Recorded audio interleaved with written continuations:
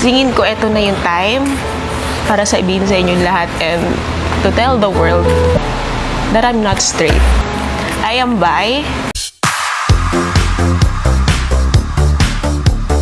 Clarice de Guzman, umamin na isa siyang bahagi ng LGBTQ community sa Pinoy Big Brother, Celebrity Collab Edition. Matapang na ni-reveal ng kapamilya singer na si Clarice de Guzman sa publiko ang tunay niyang pagkatao. Diretsahang inamin ng biriterang singer sa Pinoy Big Brother Celebrity Collab Edition sa mga kapwa niya housemates na hindi siya straight, kundi isang bisexual. Sa katunayan, ayon kay Clarice, meron siyang karelasyon ngayon at mag-aapat na taon na sila. Sa tingin ko, ito na yung time para sabihin sa inyong lahat and to tell the world that I am not straight. I am bisexual. Ang revelasyon ng singer. Sa mga hindi pa masyadong aware ang bi or bisexual o posibleng magkagusto o ma-in love sa isang lalaki or babae, may 4 na taong akong partner. Her name is Trina. Hindi alam ng public, pero alam ng parents ko. And kasama ngayon ng mama ko is her. Pahayag pa ni Clarice. Pagpapatuloy pa niyang kwento sa mga kasama niya sa loob ng bahay ni Kuya. And I guess, komportable na akong sabihin sa inyong lahat with Michelle D pa. Hindi ko mahintay na ma-meet niyo siya.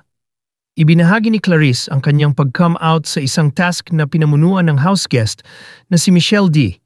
Pag-amin ni Clarice kay Big Brother. Alam niyo po yung ang tagal-tagal nang nakakimkim dito sa dibdib ninyo. And now, heto, sobrang nasabi ko na po yung totoo and hindi na ako takot. Wala na akong kinatatakutan. Kumbaga wala ng walls, Kuya, say ni Clarice. Sa nakaraang episode ng PBB Celebrity Collab Edition, trending sa iba't ibang social media platforms ang excitement ng mga manunood at netizens sa pasabog na revelation ni Clarice sa kapwa housemates. Marami naman ang nakahula na tungkol ito sa kanyang gender at sexual orientation. In fairness, hinangaan ng mga taga-suporta ng PBB ang matapang na pag-amin ni Clarice about her sexual preference on national TV. Maging ang kapwa housemate niyang si Isnir ay naiyak sa kaligayahan sa pag-come out ng kaibigan at sabay-sabay nilang niyakap si Clarice.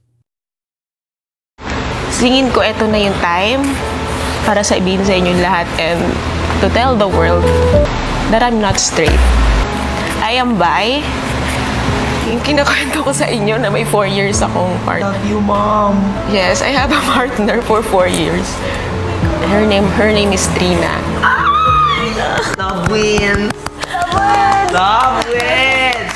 And hindi ko in-expect na masasabi ko ngayon dito. Wala na, lakas na ng loob ko para sabihin. And hindi alam ng public, but alam ng parents ko. Bago mamatay si mamala papa ko, alam ng mama ko. And ang kasama ngayon ng mama ko is her. So nice. And I guess, komportable na akong sabihin sa inyo lahat with Michelle D pa. I knew it, Mom. Diba? And hindi ko mahintay na ma-meet nyo siya. And I miss her. Ang sobrang swerte ko lang talaga kasi tanggap ako ng parents ko. Di ako nahirapan sa phase na yon. Even some of my relatives alam. But bilang celebrity nga, hindi ko pa nasasabi sa work ko. So, I am proud! Yes! Finally nasabi ko, love wins! Love wins! Kasi Clarice, ikwento mo nga sa akin kung bakit dati itinago mo ito. Kuya, syempre, tinago ko po yung totoo about my preference, my sexuality dahil natatakot po ako, Kuya. Takot po ako, yun lang po. Natatakot po ako ma-judge. Natatakot po ako na baka hindi po ako maintindihan ng ibang tao. Natatakot po ako na baka magbago ang tingin sa akin ng mga sumusuporta sa akin or maapektuhan po yung career ko.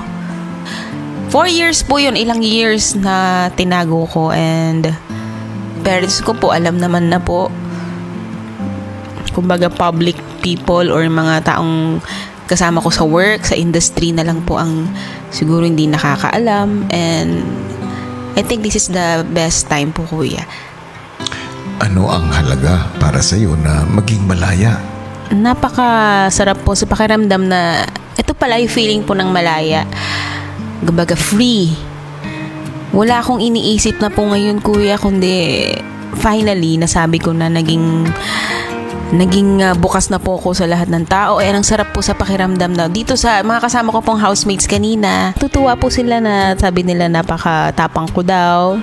Nasabi ko yun. And happy sila for me, kuya. And ako din po sobrang saya ko na finally, wala na akong tinatago. Kumbaga, kuya, malaya na. Tama po kayo, malaya na po ako. Napansin ko, may kasiyahan ka kanina.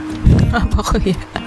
Kuya, para sa akin po, ito po yung isang bagay na dapat sineselebrate. Ayoko pong maging masyadong emosyonal kasi sobrang saya po ng nararamdaman ko, kuya. Alam niyo po yung ang tagal-tagal na nakakimkim po dito sa dibdib niyo. And now, ito, sobrang nasabi ko na po yung totoo and hindi na ako takot, wala na akong kinakatakutan. Ready na ako kung ano man ang itatanong nila at kumbaga wala nang walls, kuya. And sana tanggap pa rin po ako ng mga tao, kuya. Yun lang naman po ang prayers ko and ang saya lang po sa pakiramdam na magpakatotoo, kuya. Kailan at paano mo naramdaman na handa ka na? Ang tagal ko na pong iniisip kung kailan po ang tamang panahon para ikwento ko sa mga kasama ko po dito sa bahay.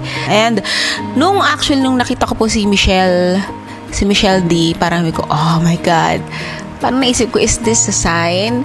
Until kanina nga po na yun, nalaman ko yung task. Talagang nabuo na po sa dibdib ko na, I think this is it. Eto na. Ayun po, nagawa ko and I'm so happy and I'm so proud of myself that I'm finally out.